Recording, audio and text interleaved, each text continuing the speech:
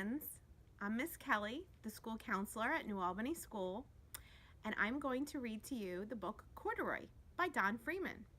Corduroy was one of my favorite books when I was a little girl, and I used to check it out of the school library all the time, and I would love it when my mom would read it to me at night before bed. So I would love to share it with you today. Corduroy.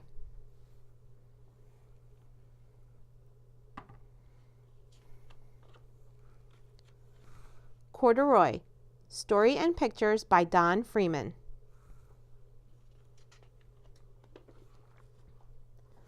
Corduroy is a bear who once lived in the toy department of a big store. Day after day he waited with all the other animals and dolls for somebody to come along and take him home.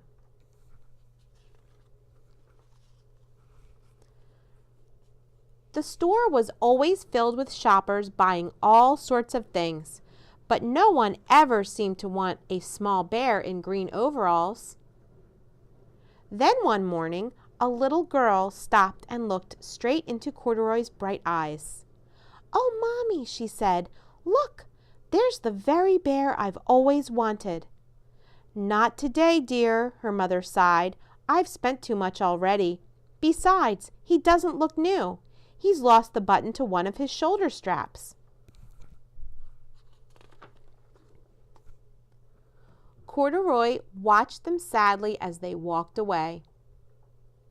"I didn't know I'd lost a button," he said to himself. "Tonight I'll go and see if I can find it."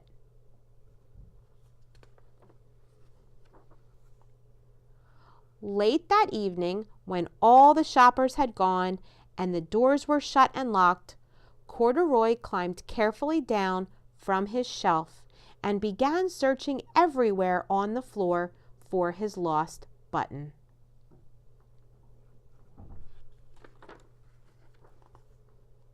Suddenly, he felt the floor moving under him. Quite by accident, he had stepped onto an escalator, and up he went. Could this be a mountain? He wondered. I think I've always wanted to climb a mountain. He stepped off the escalator as it reached the next floor, and there before his eyes was a most amazing sight.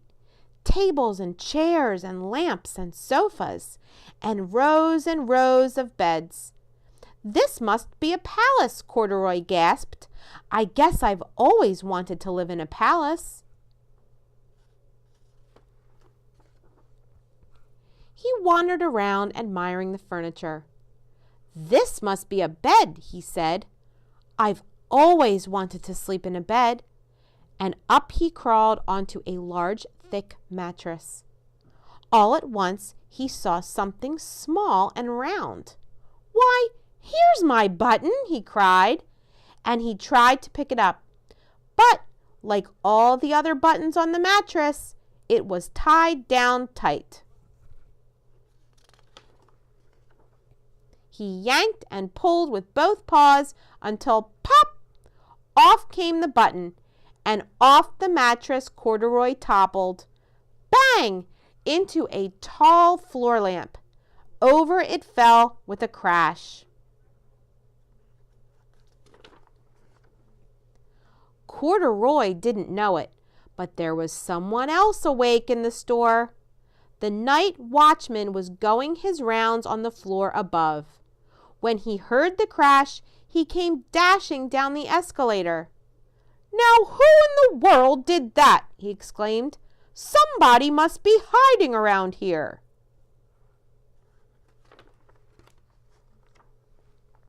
He flashed his light under and over sofas and beds until he came to the biggest bed of all. And there he saw two fuzzy brown ears sticking up from under the cover.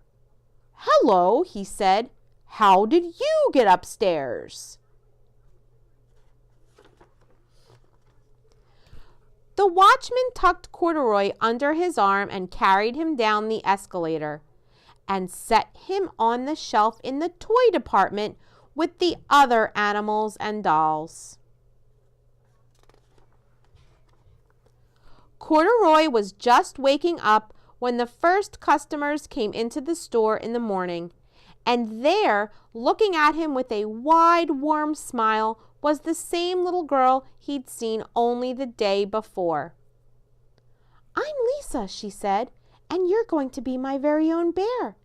Last night I counted what I've saved in my piggy bank, and my mother said I could bring you home." "Shall I put him in a box for you?" the saleslady asked. "Oh, no, thank you," Lisa answered, and she carried Corduroy home in her arms. She ran all the way up 4 flights of stairs into her family's apartment and straight to her own room. Corduroy blinked. There was a chair and a chest of drawers, and alongside a girl-sized bed stood a little bed just the right size for him. The room was small, nothing like that enormous palace in the department store. "This must be home," he said. "I know I've always wanted a home." Lisa sat down with Corduroy on her lap and began to sew a button on his overalls. "I like you just the way you are," she said, "but you'll be more comfortable with your shoulder strap fastened." "You must be a friend," said Corduroy. "I've always wanted a friend." "Me too," said Lisa, and gave him a big hug. The end.